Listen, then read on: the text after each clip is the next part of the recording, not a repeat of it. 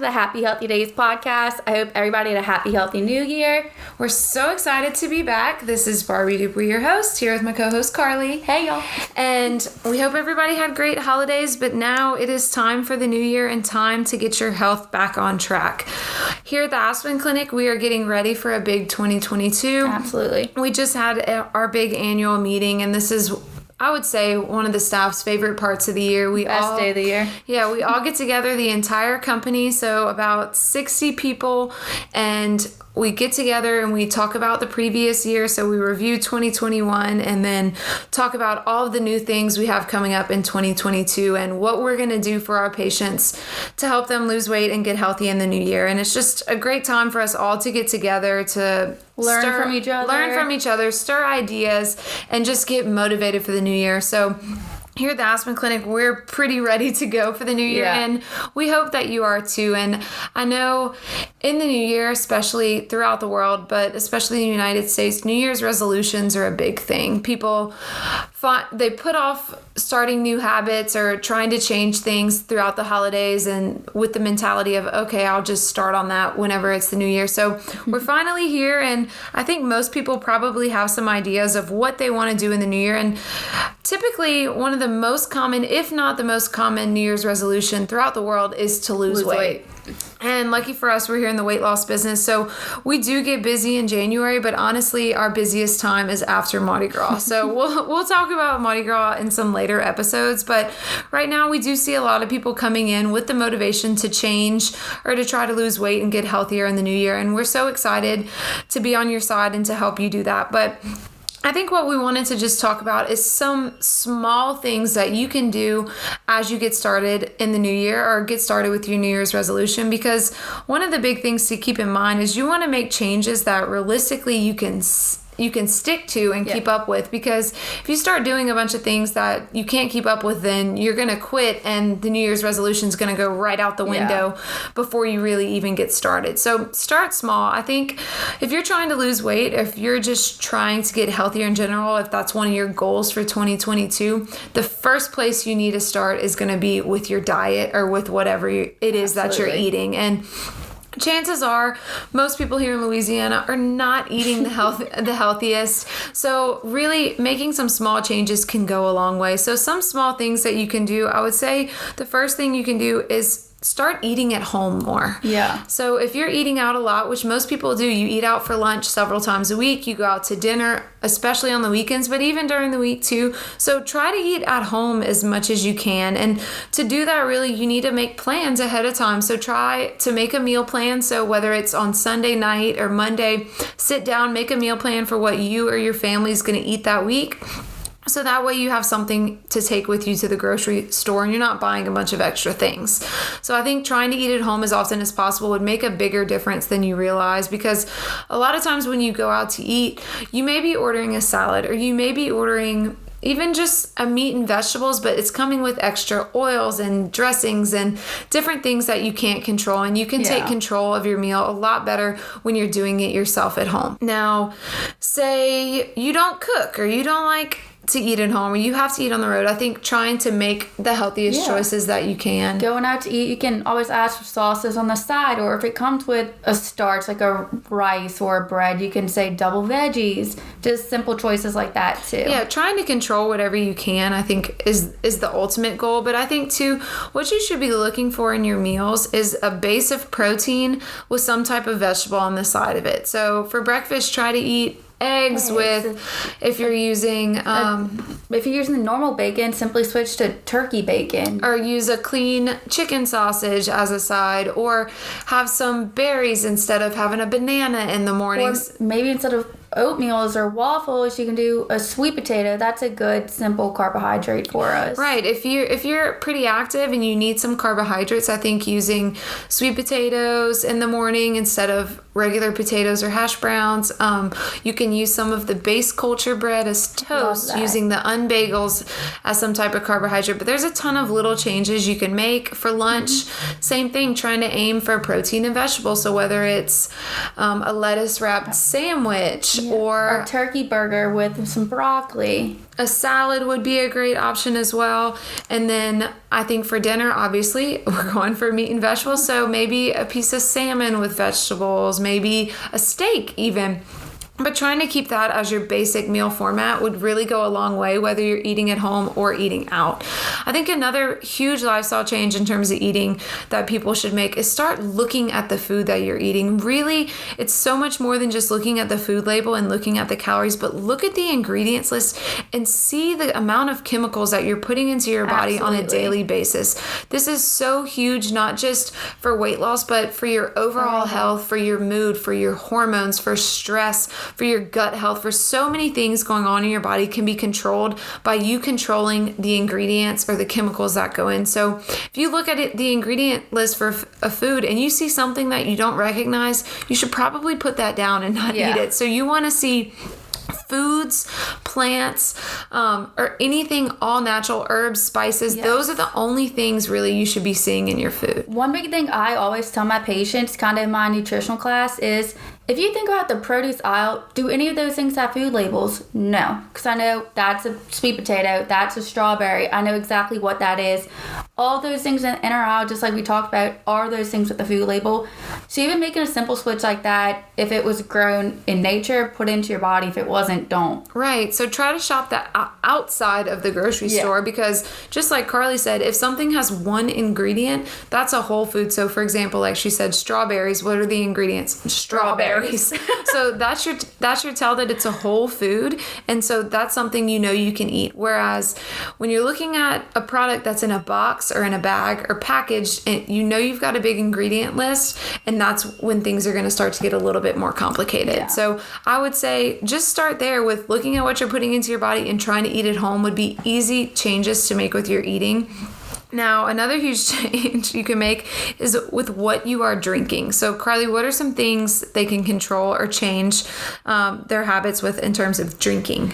Yeah, I mean, obviously our big platform is drink nothing but water. We tell our patients, drink half your weight in ounce of water a day, because all these additives in these sodas, salt drinks, sports drinks, energy drinks, and alcohols are not good for our bodies.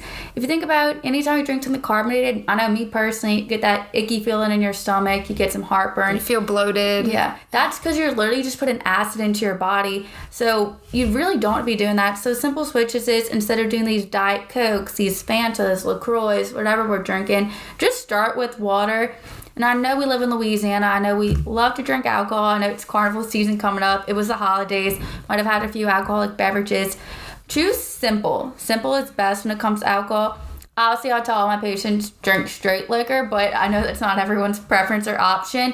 So maybe instead of doing these margaritas or daiquiris, you can simply do a vodka, water, lime. Or sometimes I do recommend, I know it's not the best thing, but little meal drops too aren't the end of the world if you want to do a little alcoholic beverage with that. I think too, using like the fruit infused waters is an easy way to up your water intake, but you can use it in a drink too. But like those hint waters are good. Right. But remember, if you're really trying to get healthy and lose weight, you want to try to avoid alcohol as much as you can. But like Carly said, we know Mardi Gras coming up. There's going to be times when you drink. So it's really just about making the little change to try to make a better choice. So drinking that alcohol with water, or instead of using Tito's, try to use Chopin or a potato-based vodka, or Ciroc is a grape-based vodka. Those would be better choices. And then instead of whiskey or gin, I know it might not be everybody's preference, but tequila is a clean alcohol. Tequila is a better option because it's not made with grain. So that's the issue with, say, Tito's, or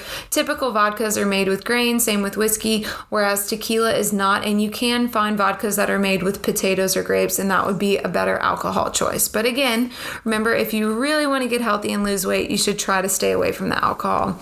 Now, another big change you can make in the new year is try to get more active. Try to find ways in your life that you can just up activity. I know most people work a desk job, or you're busy, for me, I'm in the car a lot.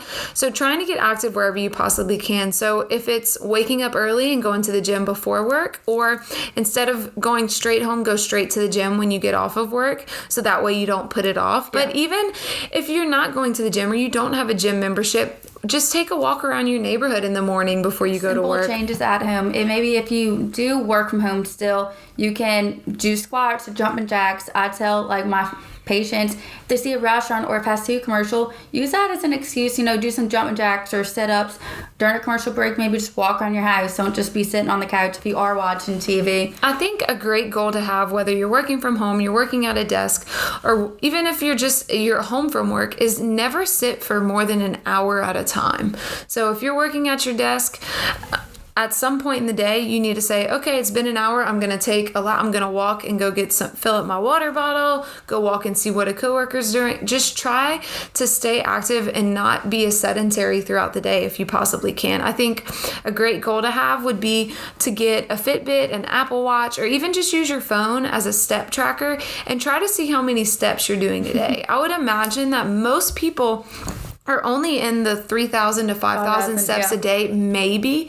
And really your goal should be to try to hit 8 to 10,000 a day would be an awesome goal. So don't feel like you need to go out and get a gym membership. At the end of the day, 80% of weight loss is revolving around what you are eating, not how active you are. So activity is great, and we want you to be active and do some strength training and do a little bit of cardio, but our biggest priority is for you to work on your eating routine when we're trying to get healthy in the new year. Now, some other little habits that are just as important as eating and drinking and getting active is trying to control your stress levels. That is a huge problem in today's culture. We live a lifestyle that is constantly stressed out. You're always, whether you're anxious about something, you're stressed about work, your family life isn't as great, there's things at home that are going on, and you're just in a constant state of stress. And stress plays a huge role in weight loss because of its effect on the hunger and satiety hormones and just fat mass regulation, but it also just plays a huge role in overall health because your body's constantly producing something called cortisol. So you're basically in fight or flight mode constantly. So your body's prioritizing eliminating stress or reducing stress in the body. It's not focusing on proper digestion or other important things that are going on. So I think trying to find things to control your stress wherever you can. So there's some great apps that we recommend. The Headspace app. What else do we like? The Better Sleep app, the Calm app. Those are all great apps where you can do some meditation throughout the day. I think trying to find what relieves stress for you. Everybody's different. So whether you like to listen to music, read a book, go for a walk outside, or even just venting to a friend on the phone. Yeah. Everybody relieves stress in a different way. So if you find that you live a particularly stressful lifestyle, then it's even more important for you to find something to reduce stress. So I think that would be a great goal for every person on the planet, whether you're trying to lose weight or not. It's just to reduce stress because it'll make a huge role in your overall health. Yeah, and then stress also kind of goes back to what we eat too. It might not be emotional stress, but physical stress on your body from overconsumption of white flour, caffeine, alcohol, all do stress out our body and our glands as well.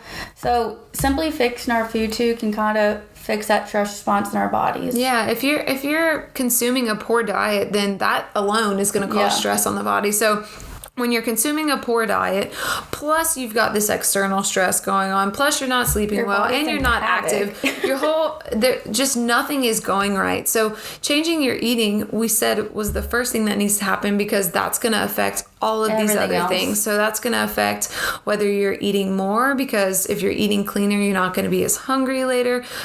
If you're eating cleaner, chances are you're going to have more energy for activity and getting more active. Your stress levels are going to be a little bit better if you're active as well. So it all goes hand in hand. Another huge thing that's going to be affected by your eating, your stress, is your sleep. People do not sleep enough. We are constantly stimulated throughout the day. You wake up, the first thing you do is you grab your phone.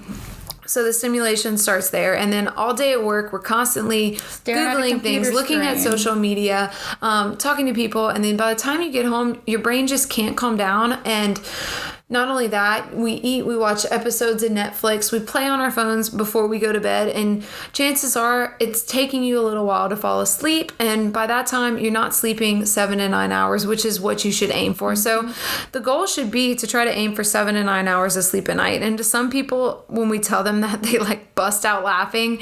And we understand sometimes people work nights, or they have a kid, you have a kid, or you've got a crazy work schedule. But I think it's just about trying to prioritize sleep wherever you can. So if right now you're sleeping 4 hours, how about let's aim for 6? If you're sleeping 6, let's aim for 8.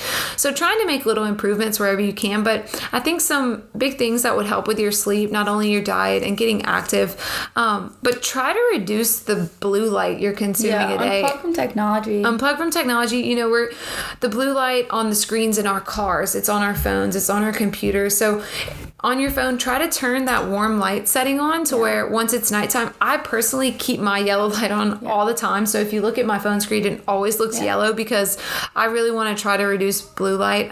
You can do red light therapy, which is really beneficial. There are some devices out there like the Juve or different ones you can just get on Amazon. So using red lights before you go to sleep at night just to remove the blue light. It's also really good for anti-aging, healing, several different things. I really like, I have this screen time set up on my iPhone where you can put a warning on apps, like spend no more than 2 hours a day on Instagram or social media. So you can even set that up too.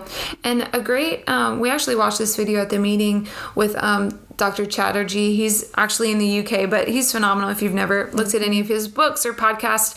And we love all of the advice that he gives, but he talks about turning off notifications on your phone. It's just one way for you to reduce stimulation or to reduce some of that blue light consumption. And like we said, that'll help with our sleep. And then last but not least, another great thing for you to work on in the new year is I think just trying to prioritize your health overall. Everybody's got different things going on. So what I mean by prioritizing your health, what are elements of your health that you think need to improve? Is it your blood pressure? Do you have diabetes? Do we need to get your blood sugar under control? Is it your hormones? Did you just go through menopause and you're having some hormonal issues that need to be targeted? Or are you bloated? Or are you bloated? Are you really stressed out? Are you about to get married? Or did you just have a baby and there's certain parts of your health that you really want to prioritize? Try to figure out what you can do. So that's so many different conditions that I just named, but depending what it is. So for example, if you've got high blood pressure, what can you do to help with that high blood pressure? Losing weight is obviously one of the biggest things, but reducing sodium intake, trying to control the amount of fluid that we're holding on to. Those things make a big difference. So if you want to work on your hormone levels, then maybe trying to get some blood work done, see what's going on. If you're not sure if it's hormones or you're not sure if it's something else, maybe talk to a doctor, come talk to us and see if there's something that we can do to try to get your overall health in line too. And I think, with our rebranding and wanting to focus more on wellness in addition to weight loss, obviously weight loss is always going to be our priority, but not only do we want you to lose weight, but we want you to be able to be healthy for a lifetime and to achieve that optimal health and wellness. And in order to do that, there are so many things that go into play. So another huge thing, I think, especially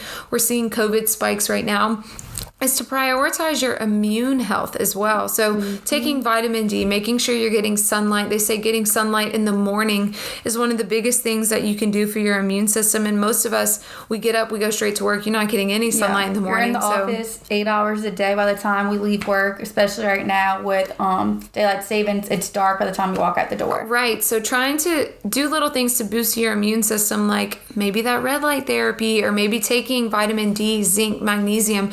Some of those vitamin C is huge.